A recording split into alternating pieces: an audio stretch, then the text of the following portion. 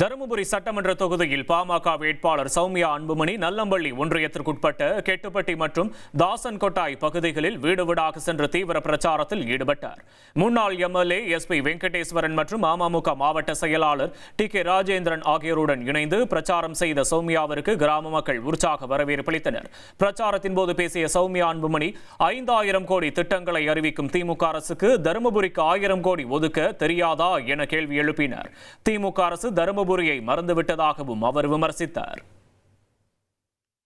சின்ன குழந்தைங்கள்ல இருந்து பெரியவங்க வரைக்கும் யாருக்குமே பாதுகாப்பு இல்லை.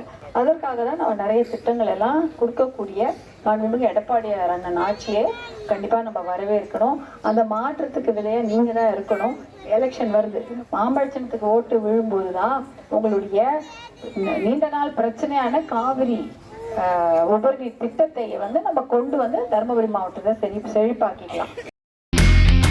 இனி செல்லும் இடமெல்லாம் செய்தி. தந்தை டிவியின் வாட்ஸ்அப் சேனலை ஃபாலோ பண்ணினா செல்ல இருக்கும் இடமெல்லாம் செய்தி. இதோ QR கோட் இப்பவே ஸ்கேன் பண்ணுங்க, ஃபாலோ பண்ணுங்க.